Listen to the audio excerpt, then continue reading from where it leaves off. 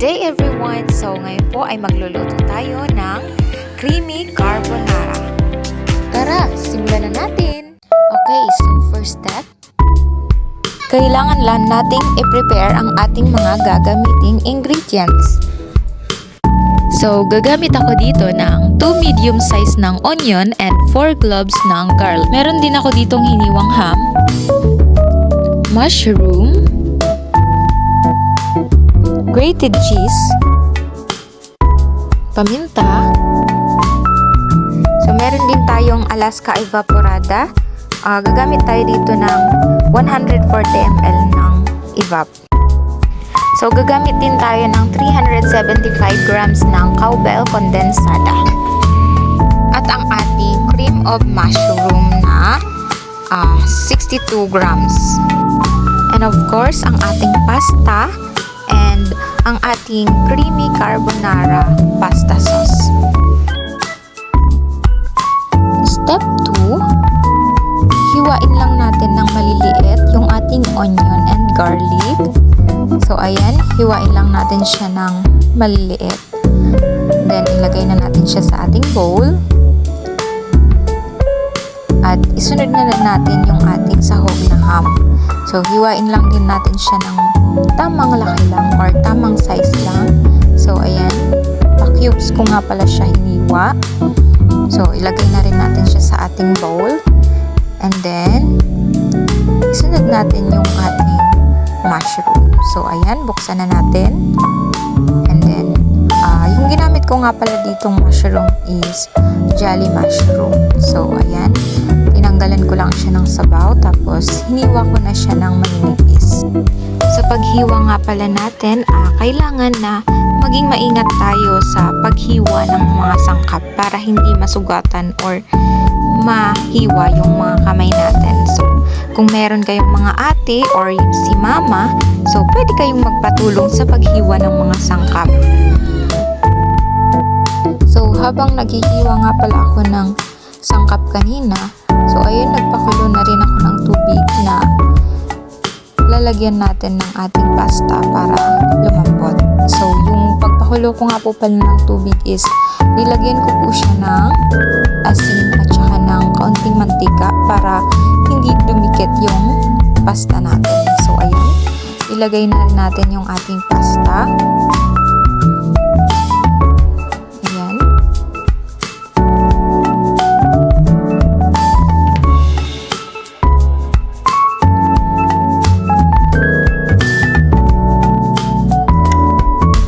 Isit natin yung oras natin. So, ayan, mag-ano tayo ng 15 minutes para pakuluin or palambutin yung ating pasta.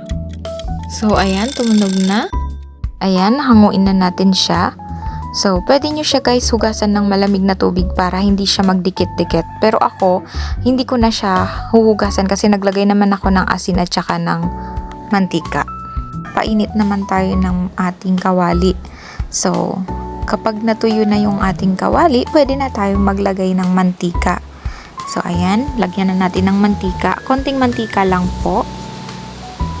And then, pag mainit na yung mantika, pwede na nating igisa yung ating bawang, sibuyas, at haluin lang natin hanggang sa maging golden brown na yung kulay niya.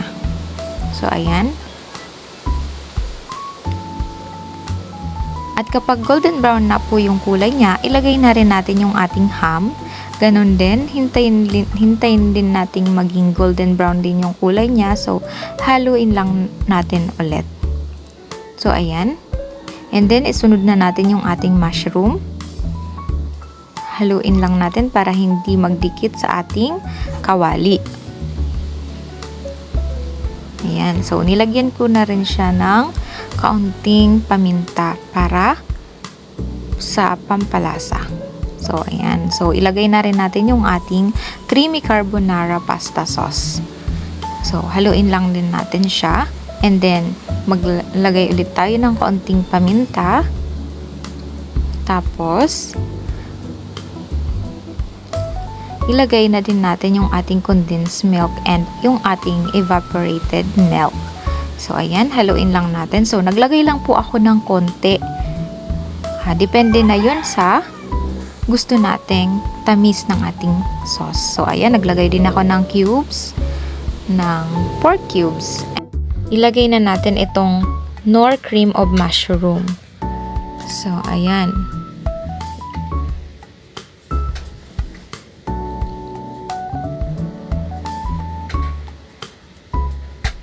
Pagkatapos ay haluin natin ito ng maigi para hindi siya magbuo-buo.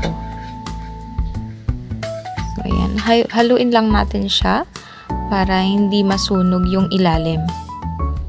At kapag malapot na or ganito na yung consistency ng ating sauce, so, pwede na natin siyang hinaan yung apoy. And then, kapag ganito na yung texture ng ating sauce, so, pwede na nating ilagay yung ating pasta. Tapos, haluin na lang ulit natin.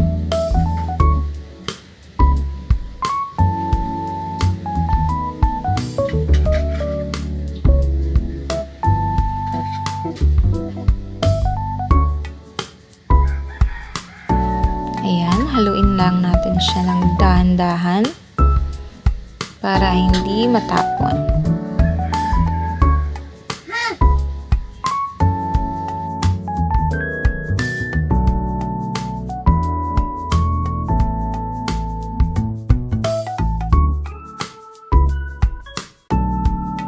So everyone, narito na ang ating finished product na creamy carbonara. So patikman na natin sa isa nating estudyante. Hi guys! So, luto po ito ni Teacher Ann and ito po ay carbonara. Titikman na po natin!